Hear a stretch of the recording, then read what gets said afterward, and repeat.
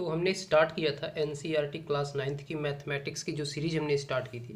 Chapter 2 तक हमने already cover कर दिया, काफ़ी न्यूमेरिकल्स भी हमने सॉल्व किया है। सो आज हम चैप्टर 3 कोऑर्डिनेट ज्योमेट्री पढ़ेंगे। इसमें इंट्रोडक्शन जो फर्स्ट पार्ट है हम आज वो करेंगे, इंट्रोडक्शन वाला पार्ट। ठीक है, तो इंट्रोडक्शन हम जाने से पहले हम कुछ एग्जांपल्स लेंगे, कुछ जनरल एग्जांपल्स लेंगे, उसके बेसिस पे हम इसको समझेंगे। फाइन, तो हम इसको दो पार्ट में डिवाइड कर देते हैं। हम कंपैरिजन करके स्टडी करेंगे। कंपैरिजन स्टडी जो होता है काफ़ी इफेक्टिव होता है, राइट। तो हम एक केस लेते हैं, मान लेते हैं कि क्लासरूम 1, ठीक है। एक हम मान लेते हैं कि इधर क्लासरूम 1 है, इधर मान लेते हैं क्लासरूम 2। कुछ इस तरह से हम कंपेयर करके पढ़ेंगे, राइट। टोटल आज इंट्रोडक्शन क्लास होने वाला है। आप जस्ट फील करिए कि कोऑर्डिनेट ज्योमेट्री की ज़रूरत क्यों पड़ी हमें, ठीक है। तो क्लासरूम 1 में मान लेते हैं कि ये हमारा जो बोर्ड है, राइट। टीचर यहाँ पे खड़े होते हैं, राइट। मैंने कुछ इस तरह से बना दिया, ठीक है। अब क्लासरूम 2 का हम मान लेते हैं बोर्ड यहाँ पे है, ठीक है। क्लासरूम 1 का देखिए बोर्ड यहाँ तक तो सब कुछ ठीक है, राइट। टीचर का पोजीशन यहाँ हो गया, टीचर यहाँ पे हो गया, राइट। लेकिन क्लासरूम 1 में जो स्टूडेंट हैं, जैसे 1 2 3 4 5 6 7 8 9 10 11 12 13 14 15 16 17 18 19 20, ठीक है। देखिए क्लासरूम 1 में जो स्टूडेंट हैं कुछ इस तरह से बैठे हुए हैं, एक लाइन से, ठीक है। एक लाइन से बैठे हैं, एक सिंगल लाइन में बैठे हुए हैं। जबकि क्लासरूम 2 में स्टूडेंट जो बैठे हुए हैं वो कुछ इस तरह से 1 2 3 4 5 6 7 8 9 10 11 12 13 14 15 16 17 18 19 एंड 20, ठीक है। हमने क्या एग्जांपल लिया है कि क्लासरूम 1 क्लासरूम 2। क्लासरूम 1 में जो है स्टूडेंट 20 स्टूडेंट हमने लिए हैं, 20 स्टूडेंट हमने लिए हैं, और सारे के सारे स्टूडेंट जो है एक सिंगल लाइन में बैठे हैं। सीटिंग अरेंजमेंट देखिए दोनों में डिफरेंट, ठीक है। तो यहाँ तक तो ठीक है। अब हम इसमें ऑब्जर्वेशन करेंगे कुछ, जैसे मान लीजिए कि इस स्टूडेंट को, इस वाले स्टूडेंट से कुछ क्वेश्चन टीचर को पूछना है।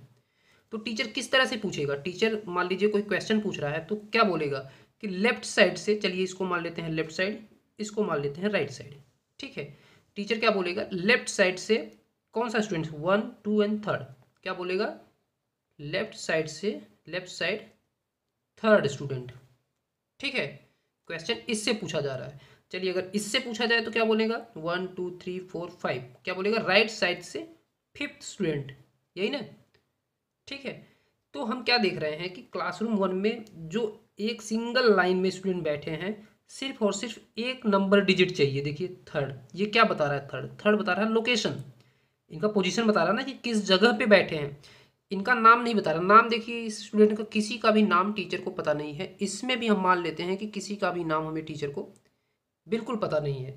तो हम किस तरह से बुलाएंगे? उनके लोकेशन के हिसाब से कि किस जगह पे वो बैठे हैं। जैसे यहाँ पे तीसरे पोजीशन पे बैठे हैं तो हमने क्या बोला कि लेफ्ट साइड से, बाएं साइड से तीसरा स्टूडेंट, इसको क्या बोलेंगे? दाएं साइड से पांचवा student, right. Fifth student from the right side.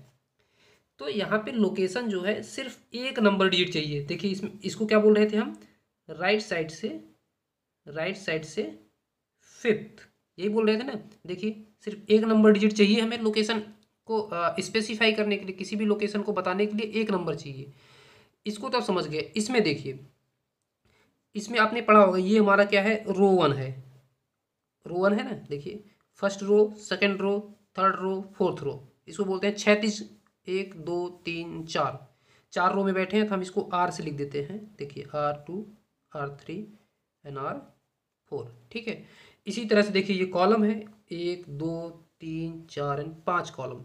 तो हम इसको कॉलम 1 लिख देते हैं, इसको लिख देते हैं कॉलम 2, चलिए इसको लिख देते हैं कॉलम 3, इसको लिखते हैं कॉलम 4, ठीक है। ये कॉलम 2 हो गया, ये हो गया R2 R3 R4, ठीक है। अब बस समझ लीजिए चीज़ों को।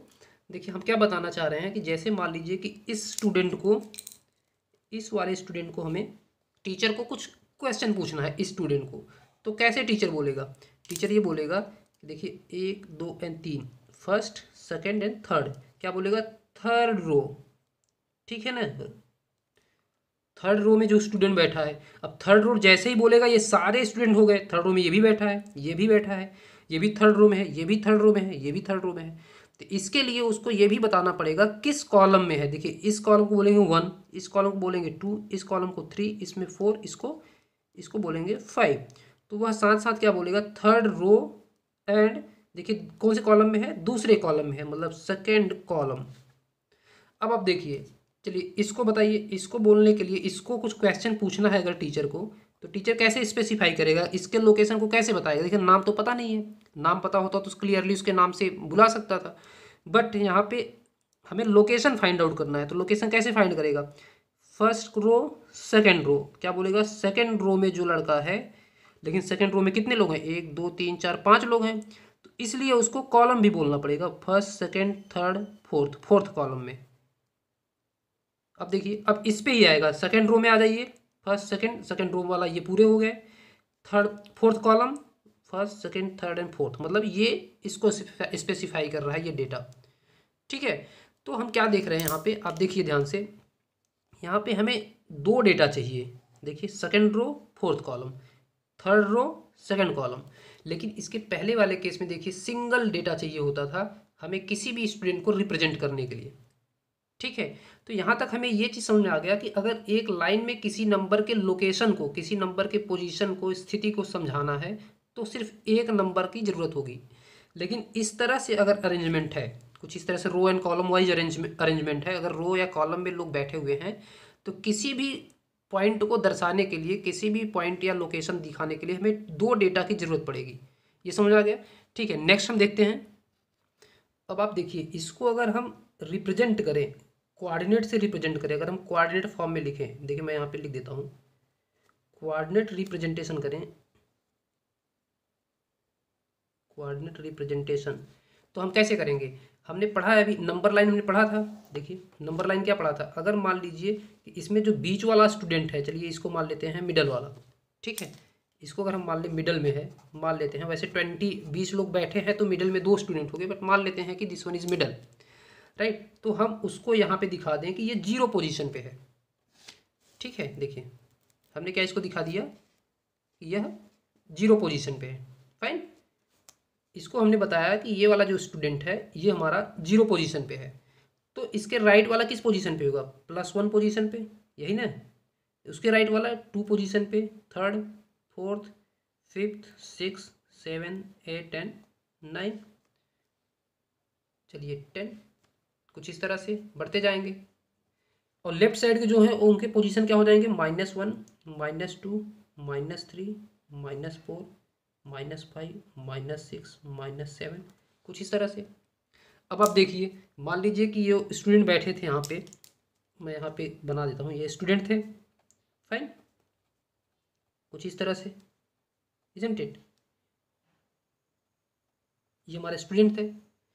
अब इस स्टूडेंट को अगर स्पेसिफाई करना हो कि इस स्टूडेंट कौन सा स्टूडेंट, मान लीजिए इस स्टूडेंट से कुछ क्वेश्चन पूछना हो, तो अभी टीचर को इसका नाम नहीं पता है, तो सिंपल टीचर क्या बोलेगा, फोर्थ पोजीशन, फोर पोजीशन पे जो है, ठीक है, 4 पोजीशन पे जो है, राइट। और मान लीजिए इस स्टूडेंट को अगर कॉल करना हो टीचर को, तो क्या बोलेगा टीचर, देखिए इस स्टूडेंट क्या बोलेगा, -2 पोजीशन, राइट। इसको देखिए, इसको करना हो दैट इज +2 पोजीशन पे जो है, सिंपल। इसका मतलब ये है कि जो लीनियर में बैठे हैं उनके लिए हम नंबर लाइन रिप्रेजेंटेशन सीखते हैं, ठीक है। तो number line representation linear arrangement के लिए बिल्कुल ठीक है, हमने अभी तक ये पढ़ लिया है नंबर लाइन रिप्रेजेंटेशन। लेकिन इसके केस में देखिए, इसके केस में जो है नंबर लाइन रिप्रेजेंटेशन नहीं चलेगा। एक एग्जांपल ले लेते हैं, जैसे मान लीजिए कि हमारे पास नंबर लाइन रिप्रेजेंटेशन, इसको 0 पोजीशन मान लिया, इसको 1 पोजीशन, इसको 2, इसको 3, इसको 4, इसको 5, -1 -2, ठीक है, -3 -4। देखिए ये 20 स्टूडेंट है, बट हमने 10 स्टूडेंट्स बनाए हैं। अब मान लीजिए कि इस स्टूडेंट की अगर हम बात करें, ध्यान से देखिए, इस स्टूडेंट की हम अगर बात करें और नंबर लाइन पर रिप्रेजेंट करने के लिए कहें, तो देखिए क्या रिप्रेजेंट करेंगे, रो सेकेंड रो में है, फर्स्ट रो में है, सॉरी फर्स्ट रो में है, तो यहाँ पे फर्स्ट रो, अगर यहाँ पे तो हम रिप्रेजेंट कर नहीं सकते, इजंट इट, क्योंकि यहाँ पे रिप्रेजेंट आप करेंगे तो ये सारे रिप्रेजेंट हो जाएंगे चारों, तो इसलिए हमें कॉलम को भी रिप्रेजेंट करना होगा, और कॉलम को रिप्रेजेंट करने के लिए हमें एक और कोऑर्डिनेट की जरूरत पड़ेगी। जिस तरह से हम नंबर लाइन इधर पढ़ते थे उसी तरह से नंबर लाइन हमें इस एक्सिस पे भी बनाना पड़ेगा। जैसे अब यहाँ पे फर्स्ट रो हो गया, तो फर्स्ट रो हम इसको दिखा देंगे, एंड कॉलम को हमें इस नंबर लाइन रिप्रेजेंटेशन से करना होगा, राइट। तो हम इस रिप्रेजेंटेशन को हम नेक्स्ट क्लास में पढ़ेंगे। इसको बोलते हैं कार्टेशियन कोऑर्डिनेट। फाइन, तो हम कार्टेशियन कोऑर्डिनेट पढ़ेंगे नेक्स्ट लेक्चर में। Thank you.